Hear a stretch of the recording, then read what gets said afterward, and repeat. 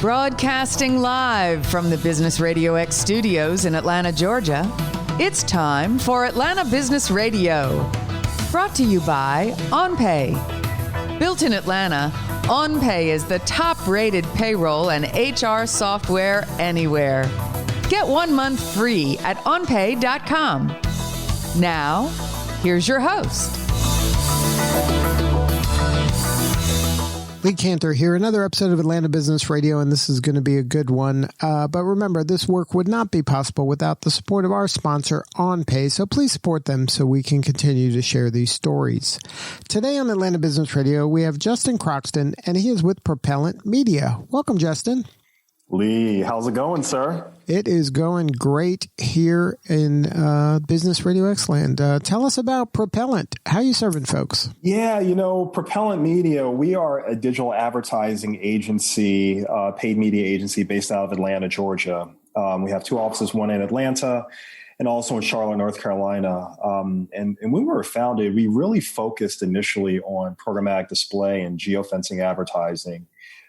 Sort of those advanced digital advertising tools that a lot of small business, mid-sized enterprises just never really had access to. And, for lack of a better term, that's kind of what propelled us to where we are now. I mean, we just made the, sort of the Inc. 5000 list, number 78 on that list. So that was pretty phenomenal. And we've just had a lot of great growth, great partnerships with clients. And, that's sort of been our world over the past 3-4 years since we were founded. So now, who is kind of your ideal client? What types of companies do you work with? Great question. We actually have 2 different profiles. We do a lot of work with other ad agencies who sort of white label through us. So that's one area, and like consultants and that type of thing. But then we have a lot of direct clients. So the top industries that we really serve in includes food and beverage and restaurant. Higher education is a huge area for our organization. Car dealerships, retail, and I would also say banking and finance. Those are some of the bigger ones. And the last one, of course, would be B2B technology and software. Those are the industries that we do a ton of work in. That includes programmatic and geofencing, as well as omni-channel paid media advertising for enterprises across the board. Now, what size organizations are you typically working with? What kind of sales or budgets do they typically have in order to work with you? Yeah, I would say in terms of revenues, we typically see enterprises that are doing anywhere from $2 million all the way upwards of $100 million in revenue. So we have sort of an enterprise level that's for our larger clientele. And then we also have sort of something that's available for those SMBs, those smaller enterprises. But in terms of overall budget, most clients that are working with us will spend anywhere from $1,500 a month. We have some clients that are actually spending $100,000 to $200,000 a month across the board. So it really does depend on the size of the enterprise, the full funnel tactics that you're looking to deploy, and so forth. And so that's where we've been able to devise the right strategy that's going to make the most sense for those types of companies. Now, you talked about geofencing. Can you explain what that is for the people who aren't familiar? Absolutely. And it's really a fascinating space. Geofencing gives companies the ability to serve ads to people in very, very precise areas. I mean, all the way down to the contours of a building. So a great example is, let's say you're a car dealership. You happen to own a car dealership. And you say, you know what? I only want to talk to other people who are in the market looking to buy a car.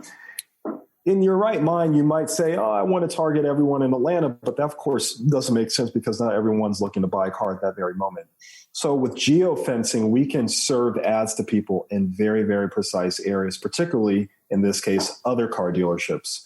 So one car dealership who's a client of ours may come to us and say, I want you to geofence 10 other car dealers for me. And what ends up happening is when someone walks inside of that geofence location, we're able to capture what's called their mobile device ID and begin serving ads to them, both while they're inside of the geofence and then for up to 30 days after they leave the geofence.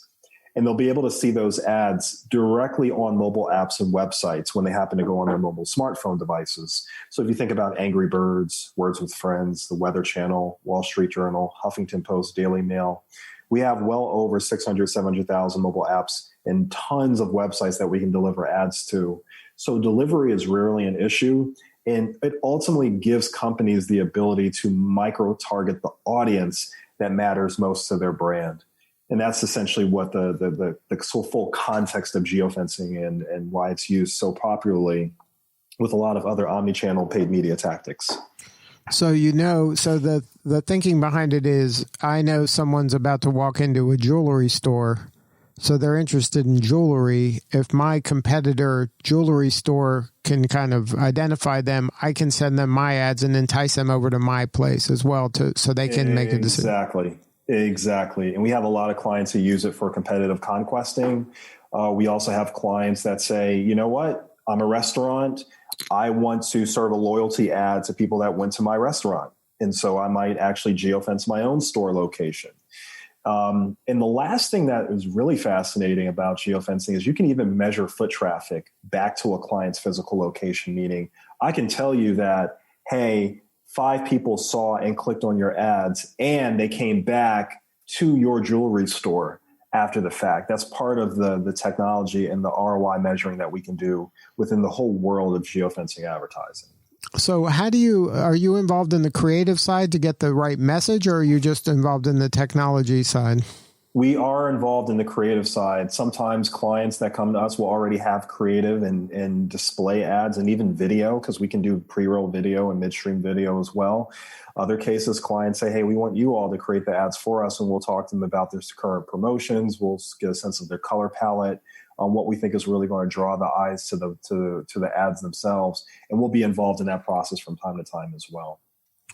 So now, how did you get into this line of work? What's your background?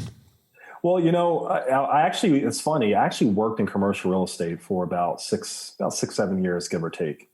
And what was fascinating is I had the opportunity to do quite a bit of sales, but also marketing. And I was just so fascinated with the idea that within particularly digital marketing, you can have a client anywhere in the world, let alone here in the United States. And so it kind of stuck with me for some time. I decided that I still wanted to go back to business school. So I went to NYU Stern School of Business in New York. Graduated full time, started my own digital consulting practice, and then formed this larger agency once I moved back to Atlanta, Georgia, and been here ever since. So what was the consulting you were doing? The consulting was still digital marketing. The difference is that we decided for Propellant Media, it was going to initially be a huge focus on programmatic display and geofencing, before we decided we're going to do everything from AdWords to Facebook advertising to data and analytics consulting for enterprises and organizations who are focused on brand awareness all the way down to lead generation. So that was the transition from the prior consulting work to when we founded Propellant Media, and this is what we do primarily with Propellant Media moving forward. Now, when you started out, what were some of the clues that you were onto something and you started getting traction? Well, one of the clues was that everyone who would reach out to us would say, I'm interested in geofencing. I'm interested in geofencing. They weren't really asking us about other solutions. And so we kind of realized that, hey, this is something that's fascinating that a lot of companies need and they want. So let's brand ourselves as the leader and the expert in geofencing. And trial by fire, we started getting a lot of clients learning the tech, learning it very, very well, and then started leveraging several other technology platforms in order to bring the proper geofencing solutions to small SMBs as well as larger enterprises. And then as we grew, the demand for geofencing continued to grow as well. So that was both to our benefit as well as the operational excellence of what we try to do, just to ensure that we're bringing the best technology as well as the best level of execution and strategy to those companies that are really trying to micro-target those people that they want to have a conversation with. Now, has the pandemic affected this, since in a lot of businesses there's not as much foot traffic as there was previously? Absolutely. Yeah, it's definitely impacted. We saw a huge dip going into April and May. We've seen some of that come back. I've seen particularly a lot of enterprises that have been deciding that they want to shift their marketing budget. They may decide they're not going to cut geofencing out altogether, but they may focus a little bit more on like AdWords or a little bit more on Facebook, lower funnel tactics that can bring in more leads.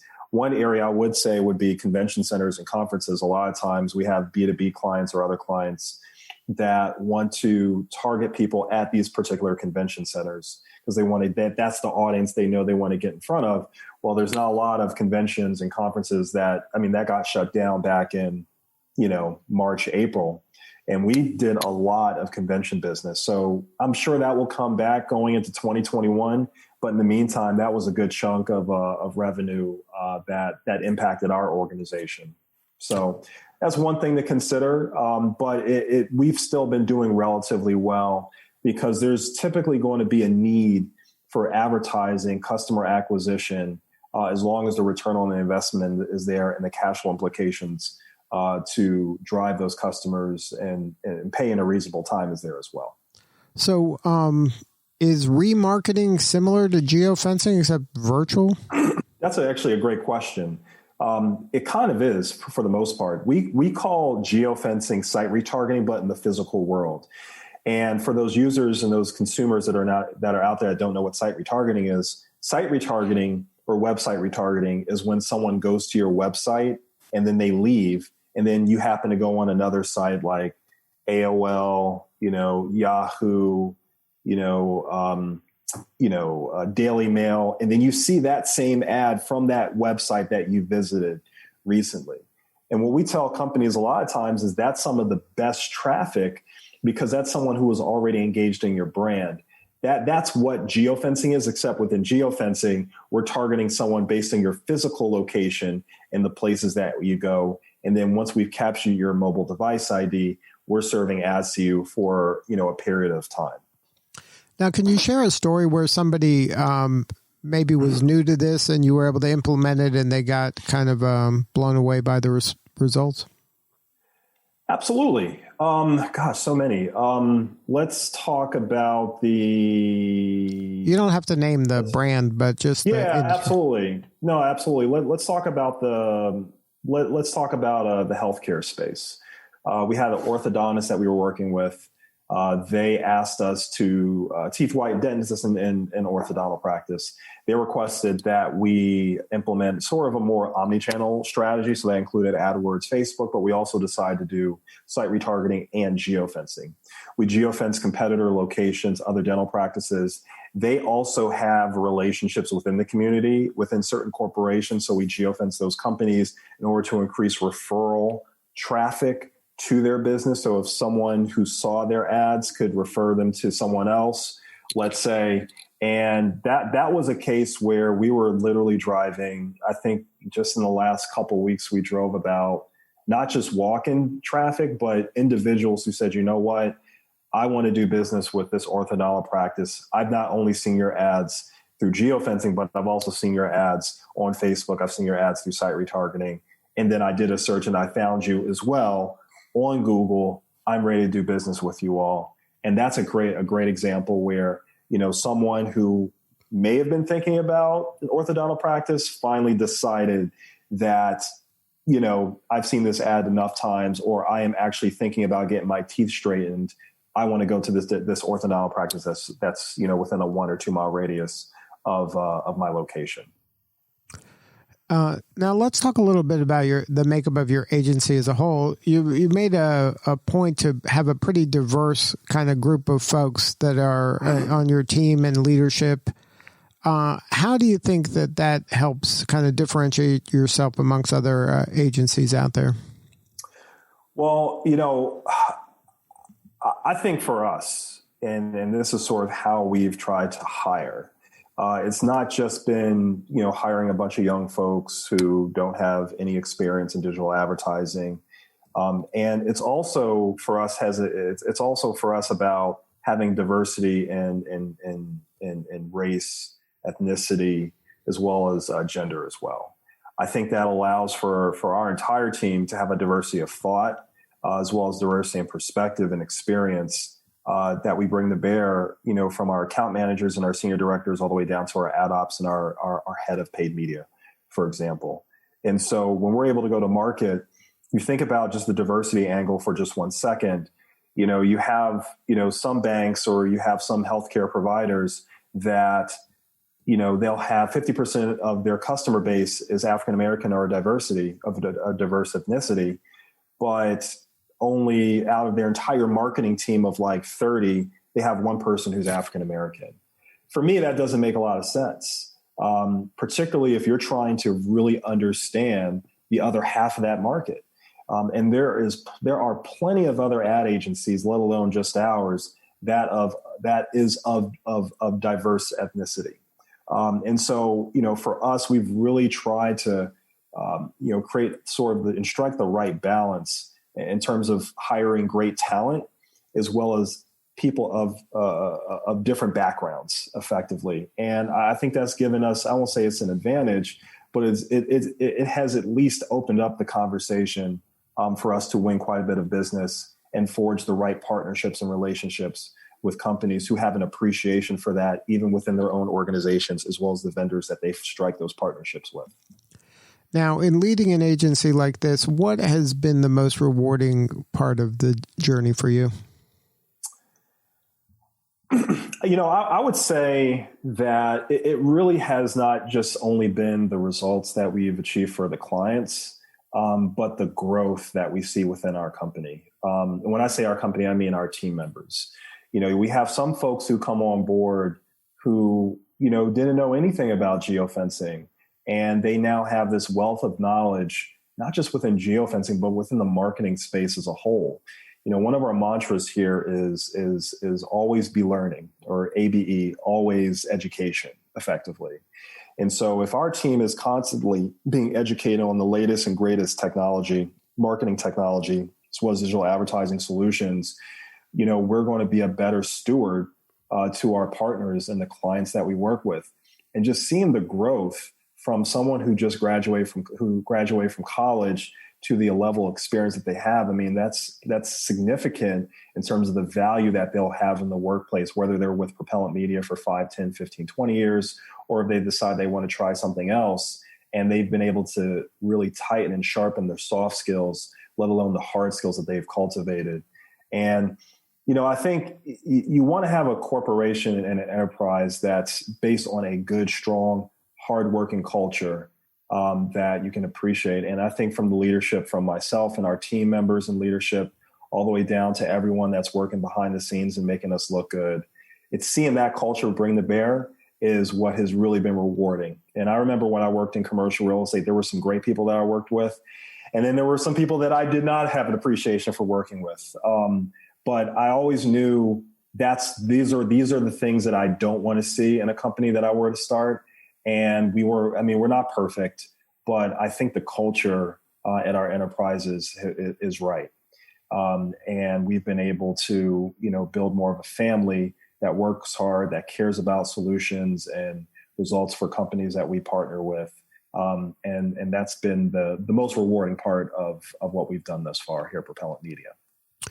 Now, how do you go to market? Do you geofence around other agencies around town? When somebody walks in, then you can follow them around with ads? That's part of strategies that we do from time to time. What I tell companies and other ad agencies, to be frank, is there is not one solution that fits all to every industry and every different vertical. For us, we do quite a bit of account-based selling. We also do our own digital advertising as well. So we're doing AdWords, we're doing SEO, we're doing Facebook ads, we're doing a lot of different things. So what's nice about that is a brand comes to us, they can say, oh, well, what are you doing for yourself? Oh, we're actually not doing a lot of advertising. I implore everyone that's out there, if you go to www.propellant.media, I promise you in some capacity, you will see our ad somewhere. Why? Because we do quite a bit of site retargeting, but we don't just simply do site retargeting in order to just simply get you to our website. We give you quite a bit of content, a lot of information that gets you educated on geofencing, on AdWords, on other solutions that will make you a smarter marketer for yourself. So you're ensuring you're asking the right questions to any other digital advertising agency or consultant that might be out there. That's some of the advertising that we're doing for ourselves, Lee. And that's how we've gone to market. And we've had quite a bit of success doing that for ourselves, let alone for all the clients that we have relationships with. So content marketing, though, plays a big role because that's Huge. Part of the education is kind of at the heart of what your firm and what your service is about, right? Absolutely. And I think you can appreciate this. A lot of times, someone may give you a cold call or they'll reach out to you and say, hey, I want to work with you. How much do you want to pay me? Or, hey, this is the value that I bring. How much do you want to pay me? For us, we try to bring value before you ever even have to think about paying us. So whether that's ebooks that we've done, and we have quite a number of ebooks on geofencing, top strategies around that, conversion rate optimization, website optimization, et cetera, all the way down to videos we've done. We have analytics dashboards that occasionally we'll give a client free access to occasionally, not all the time, but every so often we feel like it's the right fit so that they can see their data in a really good visual way.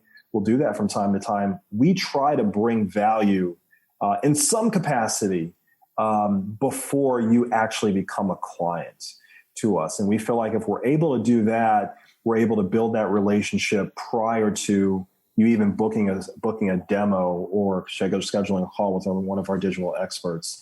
And that makes not just the selling process, but the relationship building process a lot simpler, a lot easier for us. Yeah, that's how we do it also. We call it serve to win. We're serving first, and everybody wins when you serve.